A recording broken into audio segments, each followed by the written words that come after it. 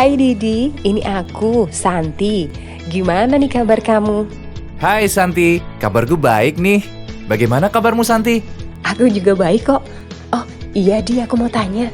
Ngomong-ngomong, apa kamu masih kerja di OJK? Iya dong, aku masih kerja di OJK sampai sekarang. Kenapa San? Tadi aku baca artikel tentang OJK di berita. Katanya OJK menerapkan sistem manajemen anti penyuapan. Kayak gimana sih sistem OJK yang baru ini? Wah, kamu udah baca beritanya ya? Bener banget nih, OJK sekarang lagi nerapin sistem atau program kerja baru buat memberantas isu penyuapan yang ada di sektor jasa keuangan Indonesia.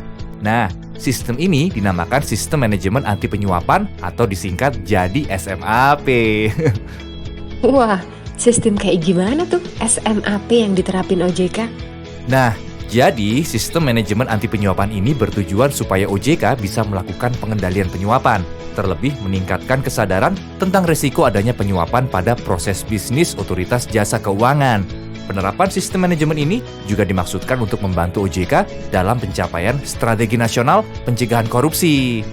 Inti dari kebijakan SMAP ini supaya kita bisa meminimalisir terjadinya risiko penyuapan dan menerapkan zero tolerance terhadap praktik korupsi dalam pelaksanaan tugas yang berhubungan dengan jasa keuangan. Wah, keren banget. Jadi, siapa aja nih yang punya peran aktif di program SMAP OJK ini? Pastinya para pelaku usaha yang berhubungan dengan sektor jasa keuangan dong, mulai dari SDM-nya, pengadaan barang dan jasa, pengelolaan sistem informasi, sampai ke fungsi hukumnya. Nah, peranan ini ikut ambil bagian penting buat program kerja SMAP ini. Aduh, emang sekarang kalau ngomongin sektor jasa keuangan harus lebih teliti ya? Bener-bener harus teliti dong Santi. Nah, dengan adanya SMAP ini, OJK berinisiatif buat mengimplementasikan praktik anti penyuapan yang diakui secara global. Dan pastinya juga meningkatkan transparansi kredibilitas OJK dan sektor jasa keuangan. Implementasi ini diantaranya ada program kepatuhan untuk mengidentifikasi, mencegah, dan mendeteksi penyuapan. Terus, cara buat OJK bisa tahu kalau ada praktik atau kasus penyuapan ini gimana, Di? Nah, ini dia yang penting. Jadi, di dalam kebijakan SMAP dan praktik yang sudah dilakukan OJK selama ini, terdapat saluran pelaporan indikasi atau dugaan tindakan penyuapan.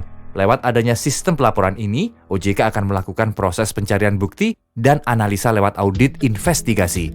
Kalau tahapan ini terbukti bahwa ada pelaku penyuapan, penetapan sanksi menyesuaikan dengan ketentuan kode etik atau tata tertib disiplin pegawai. Wah, terus kalau sudah ada yang lapor, nanti gimana tuh nasib si pelapor?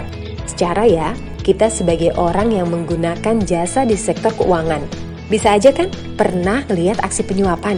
Cuman kadang kita takut melapor, jadi malah dibiarin gitu aja.